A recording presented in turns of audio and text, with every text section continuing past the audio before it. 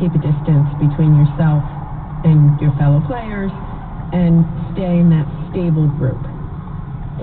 In Phase 3, we are still discouraging close contact sports, so basketball, football, soccer, where you're in close contact.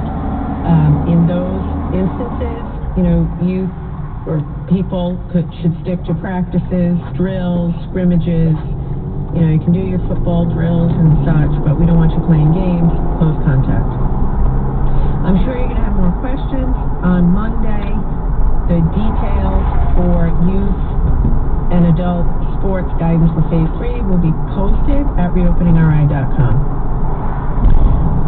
I will say that as we open Phase 3, we're generally moving towards a place of giving you guidelines, recommendations, tools for how to comply, but I'm asking every parent of a child who plays sports, every coach, every athletic director who's involved in summer sports, I'm asking you to be responsible, be creative, and use your very best judgment so that we all stay safe. Last thing I'll say is, everything I just said pertains only to Phase 3, which is summer, probably the month of July and maybe some of August. It does not pertain to 2021 school year for interscholastic sports. We'll be back out later in the summer with the new rules around how students can play once school starts up again.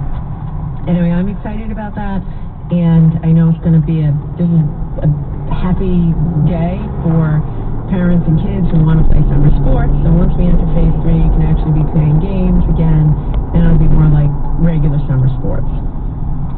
I also promised this week I would be back with an update on our beaches. Last weekend we had a very busy beach weekend. The weather was gorgeous. We did have some, it wasn't ideal. We have been limiting parking to 50% of capacity, and so as a result, last weekend we did find that we had to close the beaches early in the day, and folks waited in line. So on a hot day, that's no fun, and we want to do better. So starting this weekend, we're going to be easing off of the parking restrictions at the beaches. We'll be increasing the parking to 75% of capacity, which is going to immediately add over 2,000 additional parking spaces, which is substantial. I also want to encourage visitors to buy beach passes online. We're going to make a bigger effort to have express lines, so if you have a beach pass, you go straight through. It'll also cut down on person-to-person interactions. You can do that by going online, beachparkingri.com. Now, I want to be very clear about this. As of this weekend, we are no longer selling seasons passes at the beaches. As of this weekend, we are not selling seasons passes at the beaches. So, if you want a season's pass, which I hope you do, you can go to beachparkingri.com. That way there, we cut down on the lines, the amount of time it takes in line, person-to-person interaction, and we hope that that will get you in and out more quickly. Okay, another bit of news on this front. By this weekend, we are also expecting to launch a new tool so you can check to see whether beach parking lots are full online before you show up and drive to the beach. I know a lot of folks drove to the beach only to find out they had to wait an hour or two before they could get in.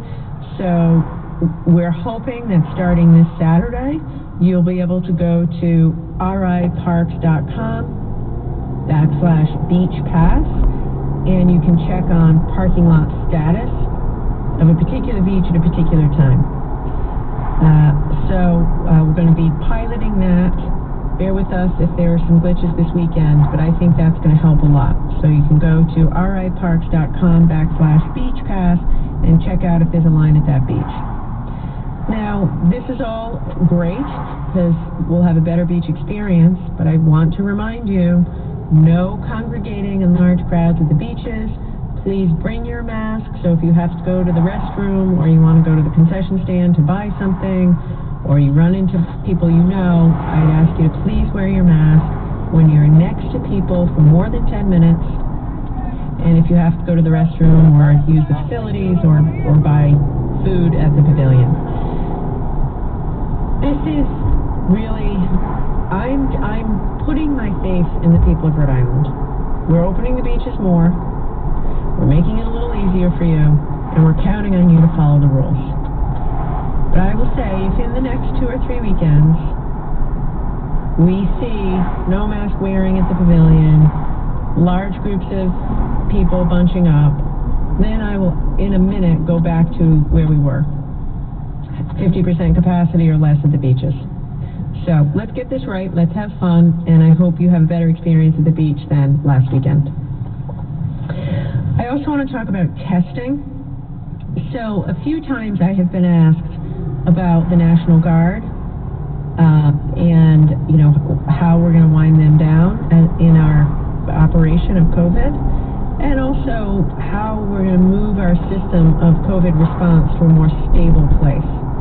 Because the truth of the matter is, we're going to be living like this until there is a widely available vaccine, which could easily be a year or more. So a year from now, we're still going to be doing testing, still going to be doing contact tracing, and obviously the National Guard, I won't be relying on them as much as we are now. We'll be able to be out of a state of emergency, and so I'm trying to develop our systems to be in a place where we can be in a steady state. And today I want to talk about one step we're taking around testing to put testing into the community permanently, and also begin the orderly process of weaning ourselves from the Rhode Island National Guard, who have been fantastic. As I said at the beginning, we are the only state in the country that has tested the equivalent of 20% of our population, and we are going to ramp up our testing. Testing is the key. To figure out who's sick, isolate them. At the same time, we have to be integrated into the community. So with that said, this Saturday, June 27th, is going to be the last day of testing at the Twin River site in Lincoln, operated in partnership with CVS. We've been planning for this for a while. They're only now testing a few hundred people there a day. We've been slowly declining. We were at 1,000 a day, now we're at a couple hundred a day. That was always meant to be temporary, and so this Saturday, June 27th, will be the last day of testing at Twin River.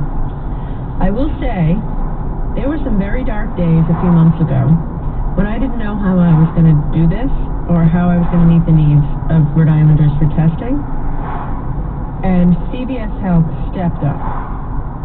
I will forever be grateful to our local company, CVS, for stepping up when we needed them. We continue to partner with them, but between CVS and the National Guard, we set that up over a weekend, literally, to test 1,000 people a day rapidly, and it's been amazing, and I want to say thank you. Having said that, it was always meant to be temporary. They were tense. We had to close it down when it rained. It's been staffed fully by the Guard, so it's time to unwind it. And as you know, we're in a different place now. We are fully prepared for this. I want to assure everybody we've been preparing for it. Our testing demand runs well below our capacity at this point as a state, even with the expansion of our asymptomatic testing program. So I don't want you to get nervous when I say we're closing Twin River. We could still test more people. We could close today and still have the capacity to test more people than are showing up to be tested.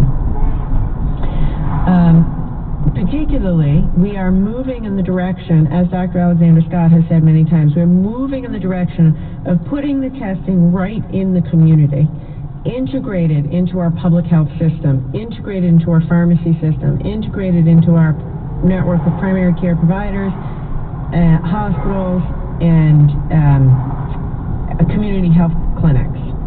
So we want it to be easier in your neighborhood. We are still partnering with CVS. You can still go to cvs.com and figure out where there's a close CVS testing site near you. CVS currently has 10 drive-through testing sites, which I previously announced.